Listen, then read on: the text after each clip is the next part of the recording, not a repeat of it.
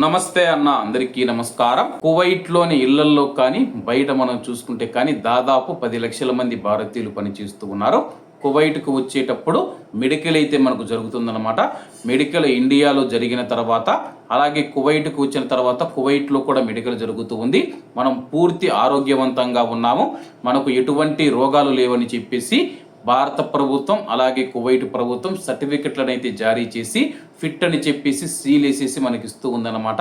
అలాగే కువైట్లో 5 నుంచి 10 సంవత్సరాలు ఉన్నవారిని ఇటీవల నేనైతే కలవడం జరిగిందనమాట. కలిసిన వాళ్ళలో ఏదో ఒక అనారోగ్య సమస్య ఉందన్నమాట. ఎందుకంటే కానీ కువైట్లో ఫుడ్ కావచ్చు, లేకపోతే వాతావరణం కావచ్చు, వాటి వల్ల దీర్ఘకాలిక రోగాల బారిన పడుతూ ఉన్నారనమాట. అందులో ముఖ్యమైనవి షుగరు, బీపీ, డస్ట్ అలర్జీ అనమాట.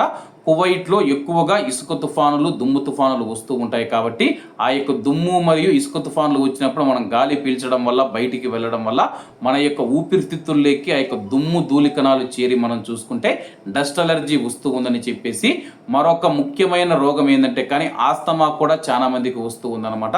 కువైట్లోని వాతావరణ పరిస్థితుల వల్ల కువైట్లో ఇలా చాలామంది దీర్ఘకాలిక వ్యాధులతో బాధపడుతూ ఉంటే ఇటీవల కాలంలో చాలామంది వాళ్ళకు అప్పుల సమస్యలు ఉండొచ్చు, లేకపోతే వ్యక్తిగతంగా కావచ్చు, కుటుంబ పరంగా కావచ్చు, పని చేస్తూ ఉన్నప్పుడు కువైట్ యజమానుల వల్ల కావచ్చు, తీవ్రమైన ఇబ్బందులు ఏదైతే ఎదుర్కొంటూ ఉన్నారో ఆ యొక్క సమస్యలతో గుండె జబ్బులు ఏదైతే తెచ్చుకుంటూ ఉన్నారన్నమాట. గుండె జబ్బుల వల్ల ఇటీవల కాలంలో యువకులు కూడా ఇబ్బంది పడుతూ కొన్ని సమయాలలో కార్డియాక్ అరెస్ట్ అయ్యి ప్రాణాలు కూడా కోల్పోతూ ఉన్నారన్నమాట.